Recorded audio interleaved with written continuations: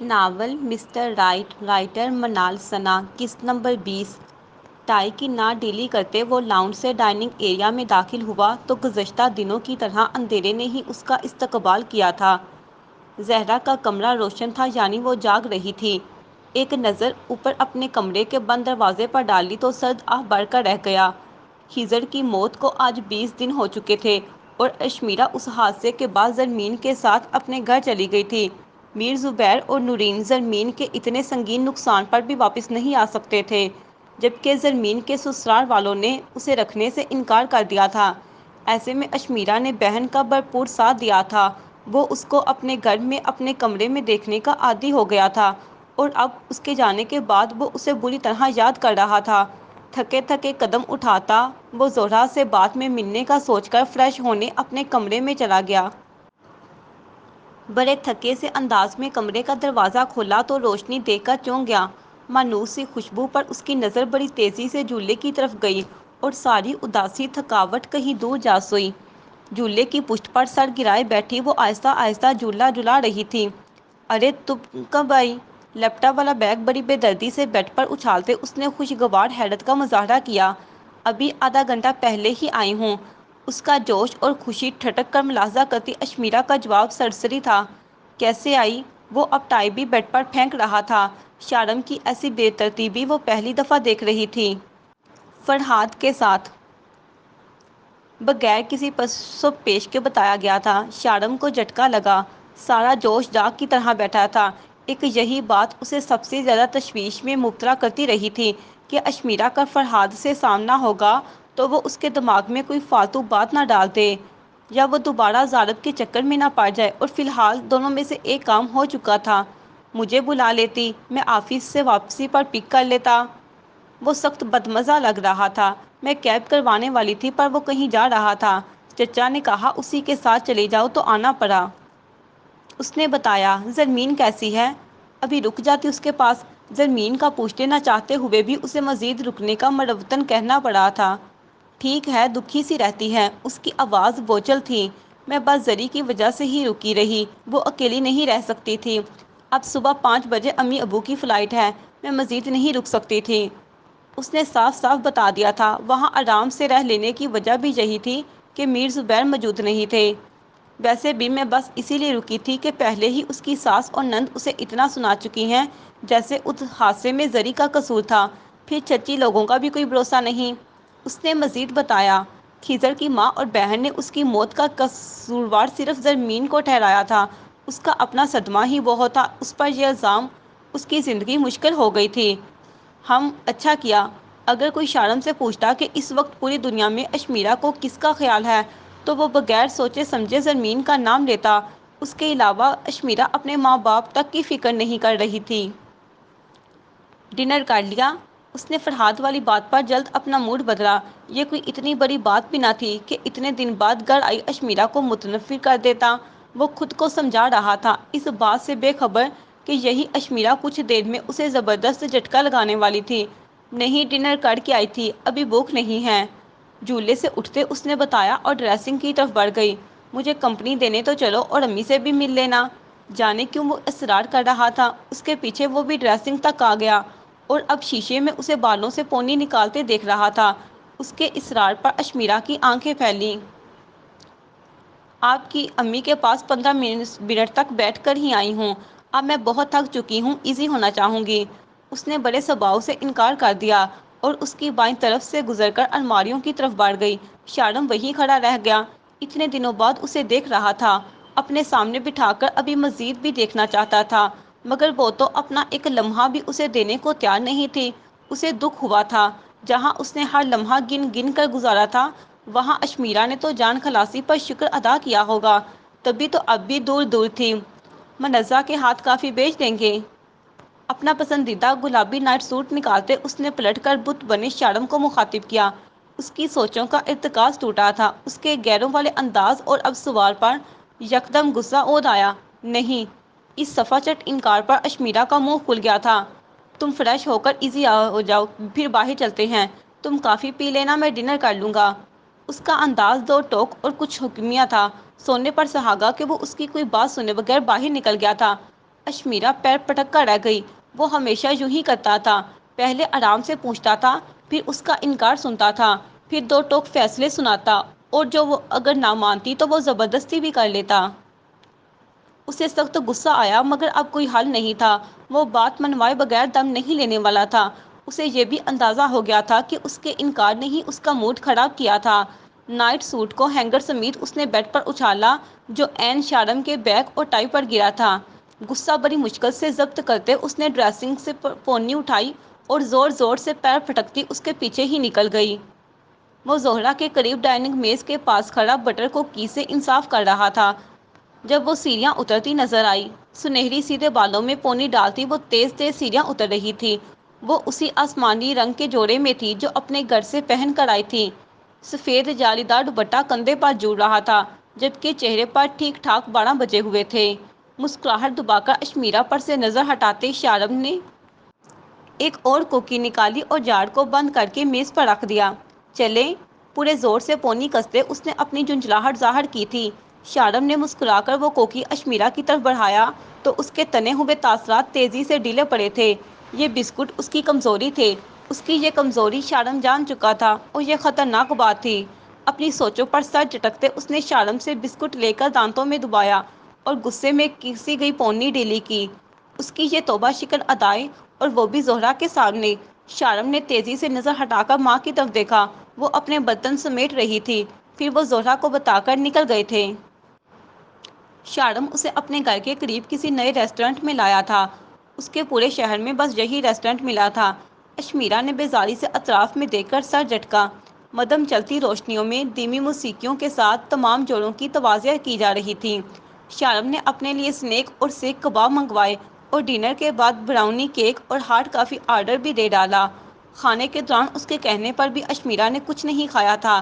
20-25 minute بعد جب waiter کافی رکھنے آیا تو اس نے اشمیرا کو مخاطب کیا، میم یہ ڈسکاؤنٹ کارڈ آپ کے لیے۔ میرے لیے کیوں؟ اسے کارڈ لیتے اشمیرا نے حیرت سے پوچھا۔ شارم بھی انہی کی طرف متوجہ تھا۔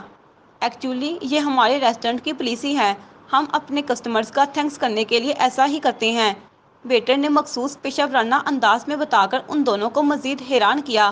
پر میرا تھینکس کیوں کرنا ہے؟ اشمیرا نے الجھ کر پوچھا۔ آپ چند گھنٹوں میں دوسری دفعہ ہماری سروس انجوائے کر رہی ہیں، اس لیے تھینکس۔ مخصوص مسکراہٹ چہرے پر سجائے اس نے کہا۔ اشمیرا کے ہونٹ او کی صورت ڈلے، جبکہ شارم نے چونک کر اس کی طرف دیکھا، جو کافی نارمل نظر آ رہی تھی۔ پر کچھ گھنٹے پہلے وہ یہاں کیا کر رہی تھی؟ انجوائمنٹ ناؤ میم۔ اشمیرا کے سر ہلا کر کارڈ تھام لینے پر ویٹرز نے مسکراتے ہوئے آگے کو جھک کر کہا اور چلا گیا۔ تم کچھ دیر پہلے بھی یہاں آئی تھی؟ وہ ڈسکاؤنٹ کارڈ کو شارم کے سامنے رکھے مینو کارڈ کے اوپر رکھ رہی تھی جب اس نے پوچھا۔ جی آئی تھی۔ کس کے ساتھ؟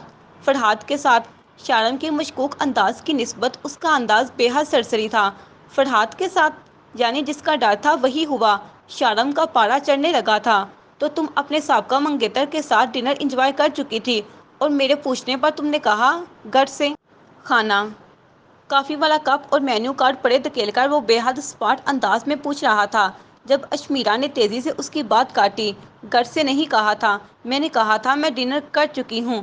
وہ خود پر لگتے الزام کی فوراً تصحیح کر گئی تھی۔ جو بھی کہا تھا، مگر مجھ سے تو چھپایا تھا نا؟ شارم کا انداز ہنوز سپاٹ تھا۔ چھپایا تو نہیں، اشمیرا نے اپنی بات پر زور دیا تھا۔ لیکن بتایا بھی نہیں۔ نفی میں سر ہلاتے وہ اب کی بار سختی سے بولا تھا۔ ایک معمولی سی بات کو آپ ایشو بنا رہے ہیں؟ میں بچپن سے اب تک ہزاروں ڈنر اور کافیز اس کے ساتھ انجوائے کر چکی ہوں۔ اس کی ناگواری محسوس کرتے اشمیرا بھی چٹک کر بولی، اس وقت میں اور اب میں زمین آسمان کا فرق ہے اشمیرا۔ شارم کی ناگواری ہنوز قائم تھی۔ تم اس کی کزن اور منگیتر تھی، پر اب صرف میری بیوی ہو۔ ہر درجہ سنجیدہ اور سرد لہجہ تھا۔ اس نے ایک لمحے کو بھی اپنی ناپسندیدگی چھپانے کی کوشش نہیں کی تھی۔ مسئلہ یہ ہے کہ آپ جانتے ہیں وہ میرا منگیتر تھا۔ اگر نہ جانتے ہوتے تو اسے صرف میرا کزن سمجھتے، اور کزن کے ساتھ ڈنر کر لینے میں آخر کیا مذائقہ ہے؟ وہ اب بھی ناگواری سے کہہ رہی تھی۔ شارم کے شوہروں والے مخصوص اعتراض پر اشمیرا کا منہ بن گیا تھا۔ میں نے کہا کہ اب تم صرف میری بیوی ہو، نہ کہ کسی کی کزن، نہ کچھ اور۔ اس کا انداز دو ٹوک تھا۔ وہ اس بات پر کبھی بحث نہیں چاہتا تھا۔ آپ کے کہنے سے کچھ بدل نہیں جائے گا۔ مگر اشمیرا بحث کے موڈ میں تھی۔ بدلے گا؟ ہمارے رشتے میں اگر کچھ چیزوں پر چاہوں گا تو تمہیں سمجھوتا کرنے پڑے گا، اس نے سختی سے بابر کروایا۔ لگتا ہے بلا وجہ مس کریٹ کرنے کا آپ کو شوق ہے۔ سر جھٹک کر اس نے بھی کافی پڑے دھکیلتے بزاری سے کہا۔ شارم کی آر پار ہوتی خاموش نظریں خود پر ٹکی دے کر اس نے مزید کہا، آپ اچھے سے جانتے ہیں کہ اس میں 1% بھی دلچسپی نہیں رکھتی تھی، تبھی تو ہمارا وہ بے معنی سا رشتہ بھی ختم ہو گیا۔ اس کے باوجود بھی آپ ایسے ریئیکٹ کر رہے ہیں۔ میں تمہاری دلچسپیوں کے بارے میں بھی خوب اچھے سے جانتا ہوں اور واصف کی زبانی فرحات کی دلچسپی کا بھی سن چکا ہوں۔ یک ٹھنڈے لہجے میں اس نے طاق کر طنز کیا تھا۔ اتنی زمانی بات پر اشمیرا بلبلا اٹھی تھی، چہرے پر سائے رہلانے لگے تھے۔ شادی کے دوسرے مہینے میں وہ آج پہلی دفعہ کہہ سکتی تھی کہ اس کا سامنا ایک شوہر سے ہوا ہے۔ اس سے پہلے وہ اسے ایک روم میٹ سے زیادہ کچھ نہیں سمجھتی تھی۔ کیا اس نے نہیں کہا تھا کہ وہ اب پچھتا رہا ہے؟ اس کی خاموشی پر اس نے ٹھنڈے لہجے میں یاد کروایا، وہی جو واصف نے اسے بتایا تھا، یعنی وہ واقعی سن چکا تھا۔ ایک شخص جو میری بیوی کا منگیتر رہ چکا ہو اور پھر اسے اپنی زندگی میں اس کے چلے جانے پر پچھتاوا بھی ہونے لگے، تو میں کیسے برداشت کر لوں کہ وہ میری بیوی کو پک اینڈ ڈراپ سروس دے اور اسے ڈنر بھی کرواتا پھرے۔ میز پر آگے کو جھکتے براہ راست اشمیرا کی آنکھوں میں دیکھتے اس نے ٹھیک ٹھاک سختی سے کہا تھا۔ معاملہ اتنا بھی معمولی نہیں تھا جتنا اشمیرا نے سمجھ رکھا تھا، یہ شارم کا خیال تھا، اور معاملہ اتنا بھی پیچیدہ نہیں تھا جتنا شارم نے بنا لیا تھا، یہ اشمیرا کا خیال تھا۔ مگر اشمیرا نے اپنا خیال اس وقت اپنے پاس ہی رکھا تھا۔ شارم کا خیال ظاہر ہو رہا تھا، یہی دونوں کے لیے کافی تھا۔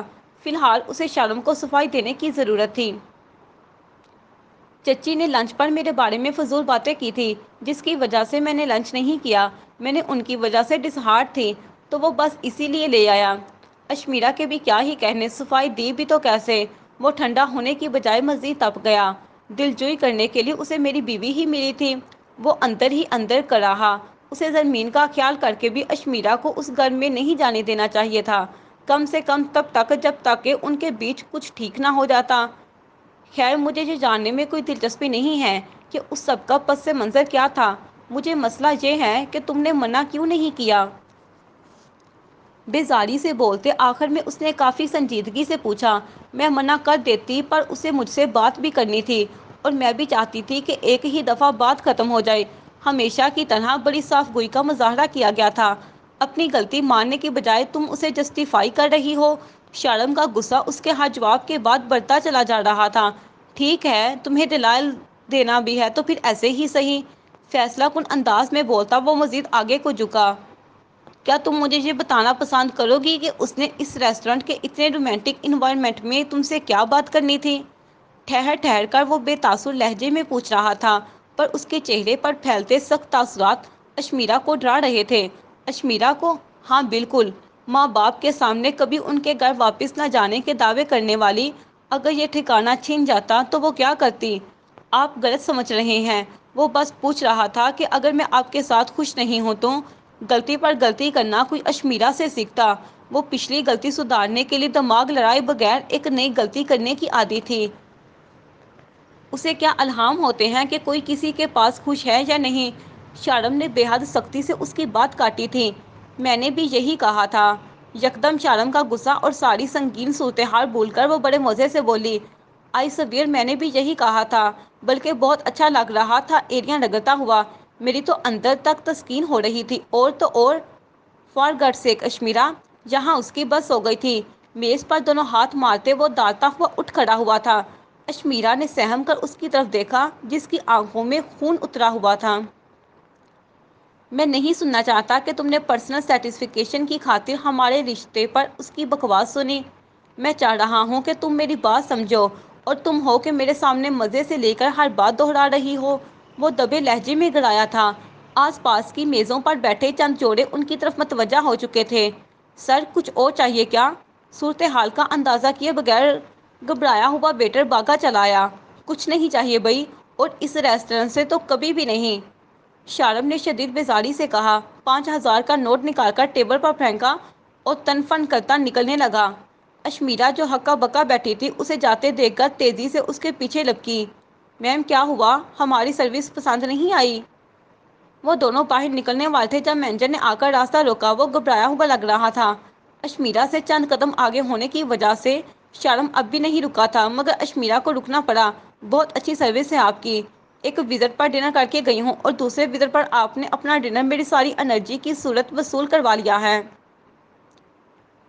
دروازہ دھکیل کر باہر نکلتے شارم تک اس کا طنز میں ڈوبا جواب پہنچ چکا تھا۔ سر جھٹک کر وہ باہر نکل گیا۔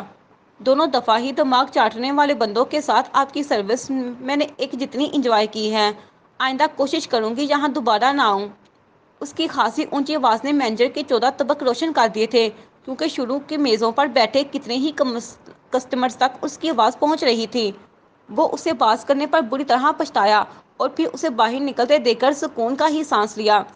اشمیرا نے دروازہ دھکیلا تو بے چینی سے شارم کو چکر کاٹتے دیکھ کر وہیں کھڑے پلٹ کر پہلے سے بھی اونچی آواز میں مینیجر کو مخاطب کیا۔ Kindly excuse me mister manager, لیکن بہت بیکار ہے آپ کے ریسٹورنٹ کی پالیسی۔ خدا کا واسطہ آئندہ کسی کسٹمر کو اپنا ڈسکاؤنٹ کارڈ دینے سے پرہیز کیجیے گا۔ اس نے شارم کو بھی سنایا تھا۔ مینیجر اس قدر بےعزتی پر خوف سے سرخ پڑا، جبکہ شارم اسے ٹھیک ٹھاک تماشا لگاتے دیکھ کر گاڑی کی طرف بڑھ گیا۔ اتنی بےعزتی کرنے کے بعد بھی اشمیرا کی تسلی نہیں ہوئی تھی۔ تبھی اس دفعہ مینیجر کے سامنے آ کر بڑی سنجیدگی سے بولی، میں تو اپنا گھر بسانا چاہتی ہی نہیں، مگر جو بیچارے بسانا چاہتے ہوں گے آپ لوگ ان کا ضرور برباد کروائیں گے، بے وقوف۔ اس دفعہ آواز اتنی ہی آہستہ تھی کہ بس مینیجر تک آسانی سے پہنچے۔ اس نے ملوثاً بھی آخری لفظ کہنے سے پرہیز نہیں کیا تھا۔ مینیجر کی ہوائیاں اڑ رہی تھیں۔ وہ اس کی بات پر حیرت سے آنکھیں تک نہ پھیلا سکا، کیونکہ وہ تو بس اس بلا کے ٹل جانے کی دعائیں کر رہا تھا، اور پھر اللہ نے اس کی سن لی تھی۔ بلا نے جب گلاس ڈور سے اپنے شوہر کو گاڑی ریورس کر کے سڑک پر ڈالتے دیکھا تو سرپٹ بھاگی۔ وہ اسے چھوڑ کر جانے والا تھا؟ اس صدمے سے زیادہ اسے گاڑی تک پہنچنے کی فکر تھی۔ بیک میرر سے اسے بھاگتے ہوئے آتے دیکھ کر اس نے گاڑی روک دی تھی۔ وہ خاموشی سے پسنجر سیٹ پر بیٹھ گئی۔ غصے سے لال پیتا ہوتا شارم بھی کچھ بولے بغیر گاڑی چلانے لگا۔ یہ نئے ریسٹورنٹ والے خود کو سمجھتے کیا ہیں؟ نئی نئی چیزیں نکال کر دوسرے ریسٹورنٹس کی نسبت اپنی سرورنٹس کو اچھا بنانے کے چکر میں بے حد فضول کام کرتے ہیں، اور کتنے ہی فارغ ترین لوگ ہیں۔ ہر آنے جانے والے پر ایسے نظر رکھیں گے تو ہماری عوام تو ڈیٹ مارنے سے بھی رہی۔ اشمیرا سخت جل بن رہی تھی جب خاموشی میں شارم کی تپی ہوئی آواز گونجی، سارا موڈ برباد کر دیا، اور میرے موڈ سے کون سا پھول جھڑ رہے ہیں؟ وہ کہاں کسی سے کم تھی جو منہ میں آیا بول دیا، ہے نا؟ ڈنر اور دماغ دونوں ہی ہضم کروا کے چھوڑے۔ وہ مزید تپ کر بولا، انداز ایسا تھا جیسے خود کلامی کی ہو۔ کچھ دیر کھائے پہلے اسنیک اور سیخ کباب اندر لگی آگ کی وجہ سے جل بن کر کوئلہ ہو رہے تھے۔ آپ کا ڈنر تو بس ہضم ہوا ہے نا؟ مجھے لگتا ہے میرا تو پیٹ ہی خراب ہوگا۔ اس نے پیچھے رہنا سیکھا ہی کب تھا؟ صاف صاف الفاظ میں بتا دیا تھا، اگر تمہیں وہ سب پسند نہیں آیا تو مجھے بھی نہیں آیا۔ پیزا کے 2 سلائس کھائے تھے، وہ بھی برداشت نہیں ہوئے۔ وہ بس رونے کے قریب تھی۔ شارم نے تو پھر بھی اتنا کچھ کھایا تھا، پر اس نے تو فرحاد کے اصرار پر بھی صرف تھوڑا سا پیزا ہی کھایا تھا۔ اچھی خاصی کافی پینی تھی، وہ بھی ان مشہور ریسٹورنٹ کی والوں کی وجہ سے ناک کے نیچے سے نکل گئی تھی۔ اس نے تیزی سے نم ہوتی آنکھیں بھیگنے سے پہلے ہی بے دردی سے صاف کر ڈالی۔ اشمیرا کو ضبط سے سرخ پڑتے دیکھ کر آج جو کچھ ہوا اس پر افسوس ہی کر سکتا تھا۔ غلطی اشمیرا کی تھی ہی، پر اب ریسٹورنٹ والوں کی زیادہ لگ رہی تھی۔ کیا تھا اگر پردہ رہنے دیتے تو؟ کم سے کم ان دونوں کا اتنا خون تو نہ جلتا۔ جانے کتنے لوگوں کے ایسے بانڈے پھوڑے ہوں گے۔ اس نے سچے دل سے ان کی ہدایت کی دعا کی تھی۔ 1-2 دفعہ اسے سختی سے آنکھیں رگڑتے دیکھا تو غصے میں جلتا بھنتا وہ بھی فوراً ہی ڈھیلا پڑ گیا۔ کافی پیو گی؟ لہجہ اگر نرم نہیں تھا تو سخت بھی نہیں تھا۔ زہر پلا دیں؟ وہ پھاڑ کھانے والے انداز میں بولی۔ وہ تو برداشت ہو جائے گا نا؟ چہرہ موڑ کر اس کی طرف دیکھتے مزید پوچھا تو اتنی سنجیدہ صورتحال میں بھی شارم کے لیے مسکراہٹ چھپانا مشکل ہوا۔ اس کی مسکراہٹ دیکھ کر وہ پیچھے تاپ کھا کر رہ گئی۔ نخوت سے سر جھٹک کر اس نے رخ شیشے کی طرف موڑ لیا، جیسے کہا ہو اب تو تمہیں منہ بھی نہیں لگاؤں گی۔ شارم کچھ لمحے تو اس کے غصے پر مسکراتا ہی رہا، پھر سنجیدگی سے بولا، میرا خریدا ہوا زہر بھی پیو گی تو برداشت ہو جائے گا، پر کسی اور کا کچھ بھی نہیں اشمیرا۔ اشمیرا نے اپنے پیچھے اس کی سنجیدہ آواز پر جواب دیے بغیر کان لپیٹنے چاہے۔ آئندہ تم فرحاد کی کوئی آفر قبول کرو گی، نہ ہی اس کی بات سنو گی۔ اس کے مزید سنجیدگی سے باور کروانے پر اشمیرا کو سر ہلانا پڑا۔ اسے امید نہیں تھی کہ وہ اتنا شدید رد عمل دینے کے بعد اتنی جلدی ٹھنڈا پڑ جائے گا۔ خیر جو بھی ہو، اس کے حق میں تو یہی بہتر تھا۔ اس نے سکون کی سانس لی اور باقی راستہ خاموشی سے طے کرنے میں ہی عافیت جانی۔ ادھر شارم سارا راستہ اپنے اتنی جلدی سخت غصہ ہونے والے اور آسانی سے ٹھنڈا ہو جانے پر حیران رہا۔ شاید اشمیرا کے آنسوؤں نے فوراً ٹھنڈا ہو جانے پر مجبور کیا تھا۔ اس کی مینیجر کو اچھی خاصی سنائی جانے والی باتیں یاد کر کے وہ مسکرا کر رہ گیا۔ وہ جو گھر والوں کو بخشنے کو تیار نہیں تھی، اسے بھلا کیسے بخشتی؟ اچانک اسے مینیجر سے ہمدردی محسوس ہونے لگی تھی، پر یہ بات وہ بھول کر بھی اشمیرا کو نہیں بتا سکتا تھا۔ آج ان کے صرف 2 لیکچر تھے، اس لیے وہ یونیورسٹی میں رکنے کی بجائے جلد ہاسٹل واپس آ گئی۔ وہ تینوں لڑکیاں اس کمرے میں رہتی تھیں۔ تینوں کی اسکول کے زمانے سے ہی بہت اچھی دوستی تھی۔ او تو اس وجہ سے گھر واپس نہیں جا رہی تم؟ ان دونوں نے یک زبان ہو کر کہا۔ سارا کی کہانی اب ختم ہوئی تھی۔ وہ کافی فریش لگ رہی تھی۔ عاصم کے ساتھ آخری ملاقات اسی رات کو ہوئی تھی جب خضر کا قتل ہوا تھا۔ اشمیرا کے زرمین کے ساتھ چلے جانے کا سارا کو بہت فائدہ ہوا تھا۔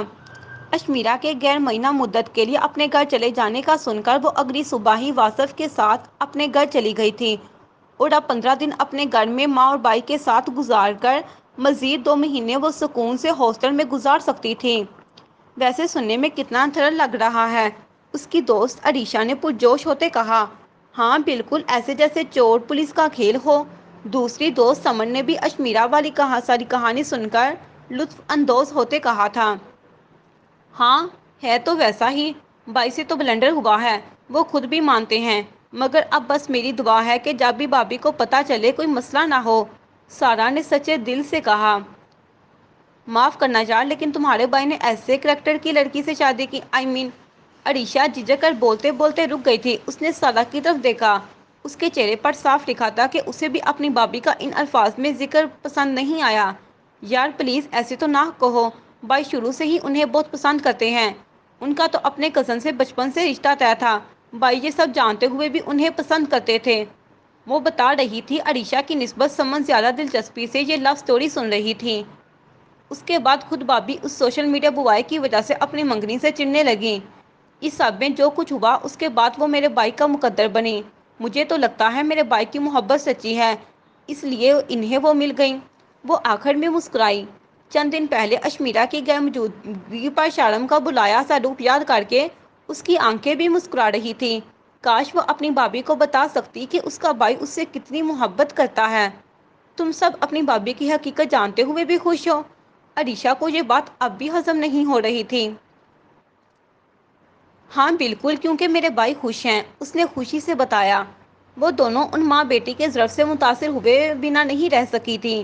تم تو اپنے عاصم بھائی کے گھر کیوں نہیں چلی جاتی؟ اس کا جواب سمن جانتی تھی پر عریشہ نہیں۔ سارا نے یہ بات صرف سمن کو ہی بتائی تھی۔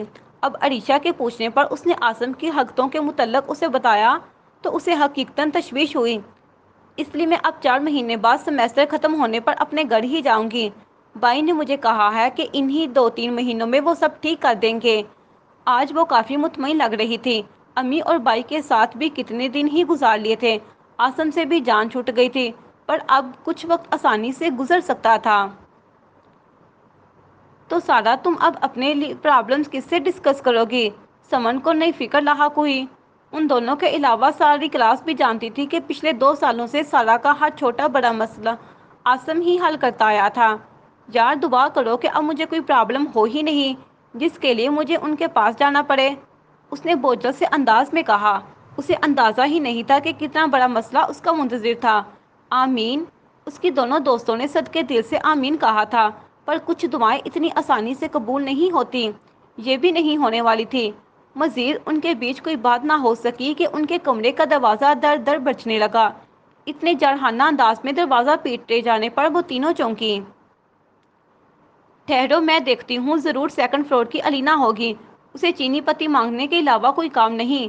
سمن نے جب بن کر کہا تو وہ دونوں کھلکھلا کر ہنس دیں۔ یس۔ سمن نے دروازہ کھولا تو باہر وارڈن اور چوکیدار کے علاوہ بھی 3 سے 4 چہرے نظر آئے جن پر سختی نظر آ رہی تھی۔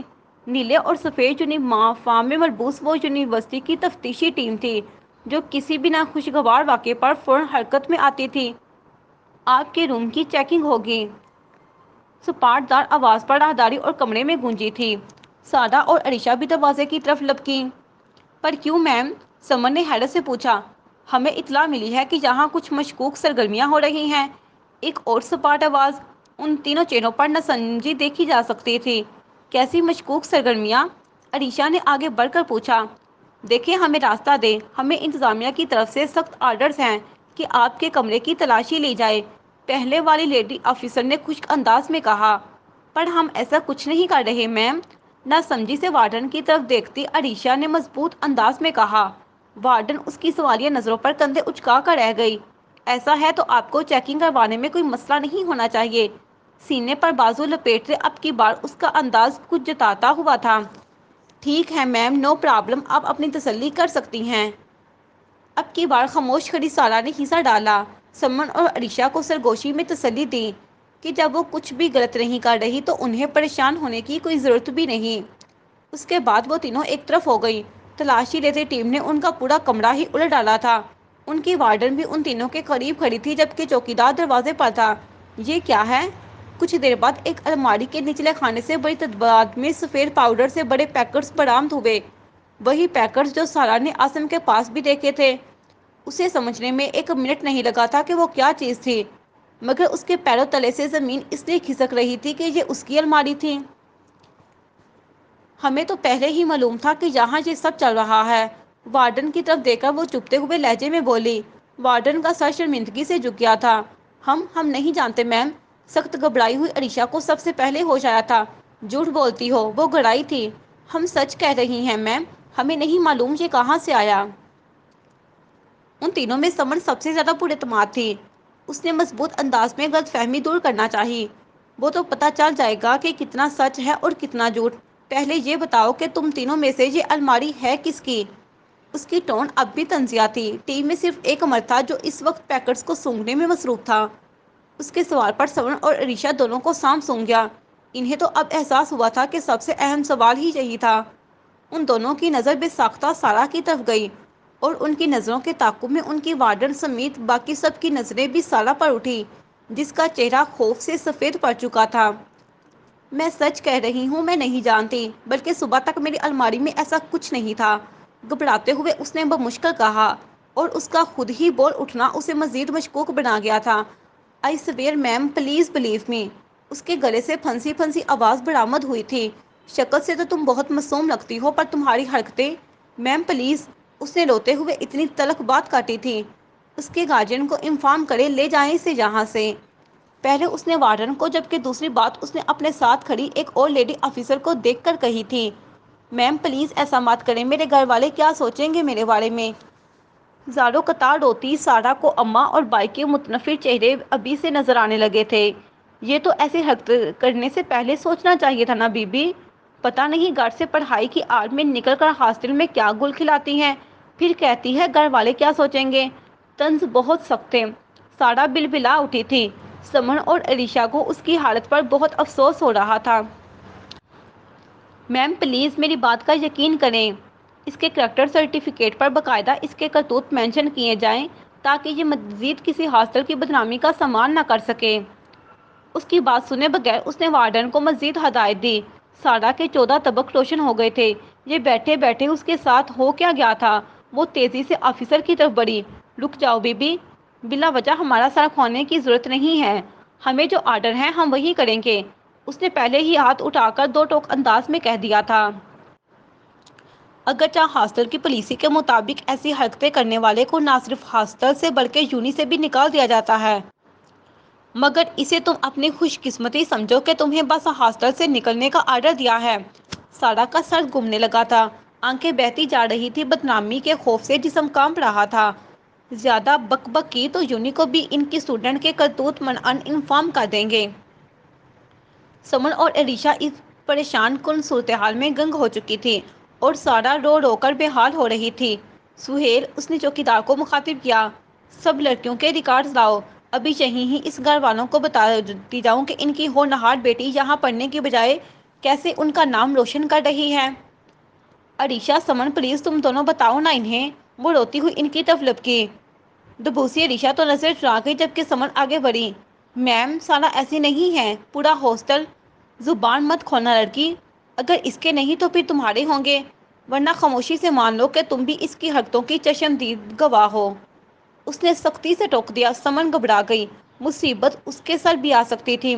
ظاہر سی بات ہے، ایک کمرے میں رہتی ہو، پتہ تو چلتا ہی ہوگا کہ کون سے جانوں کے غم بھلانے کے لیے نشے کرتی پھرتی ہے۔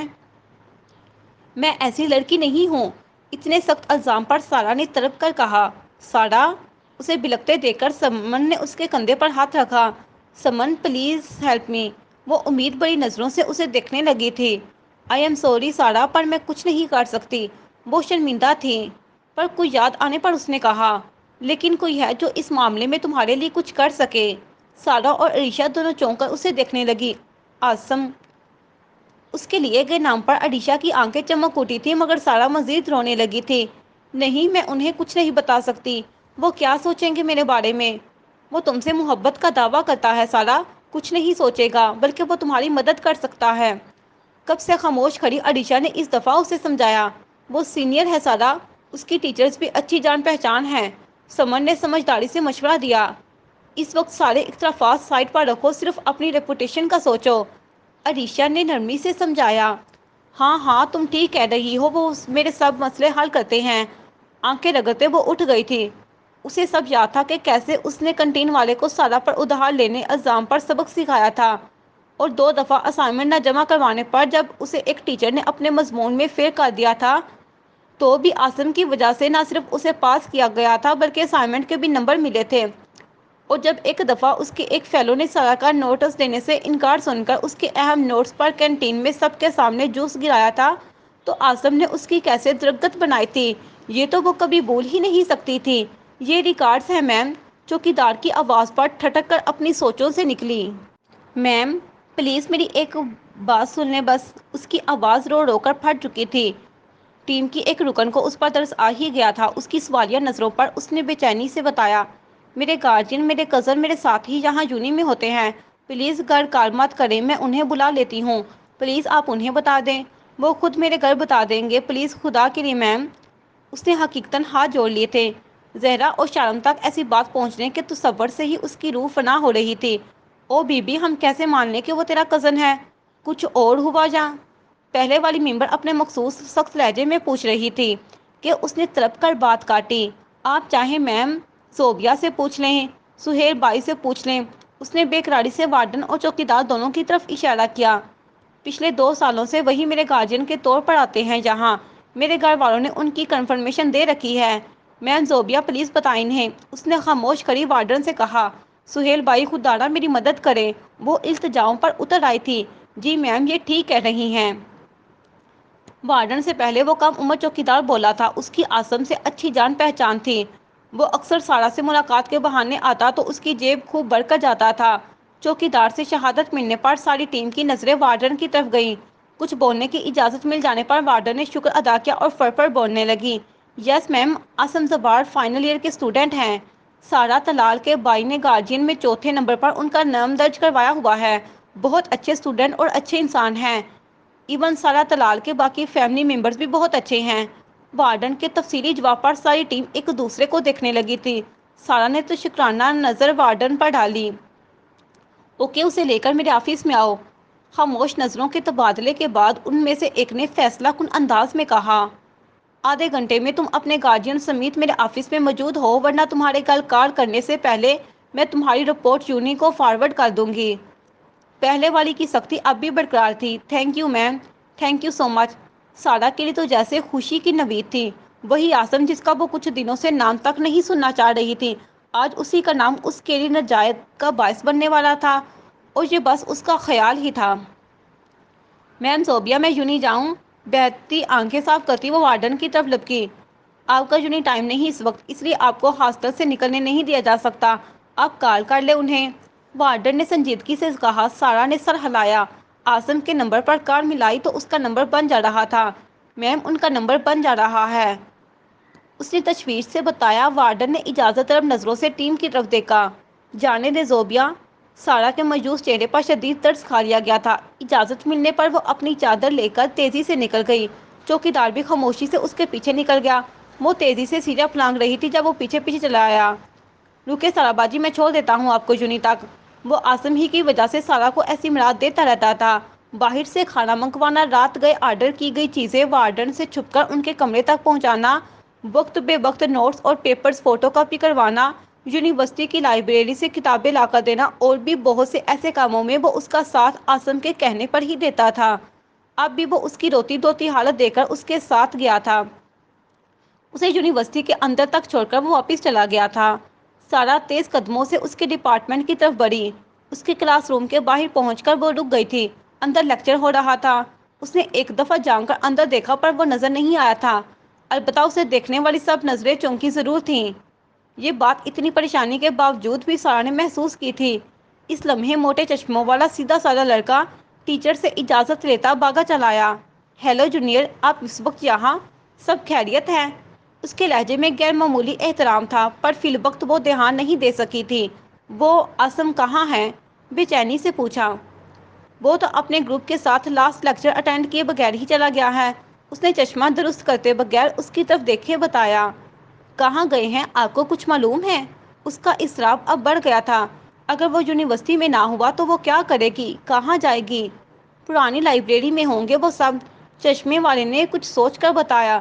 سارا کو تھوڑی ڈھارس بندھی۔ وہ تو بند ہو چکی ہے اب۔ اس کے الفاظ بے ساختہ تھے۔ جی بالکل، اس لیے آپ کا آنا جانا ٹھیک نہیں ہے۔ اس نے بھی فوراً منع کرتے مشورہ دیا۔ آپ کال کر لیں اسے۔ نہیں، مجھے ابھی ہی ان سے بہت ضروری بات کرنی ہے، پر نمبر بند چل رہا ہے۔ کہتے کہتے وہ تیز قدموں سے راہداری سے نکلنے لگی۔ سنیں جونیئر، میں کسی اور۔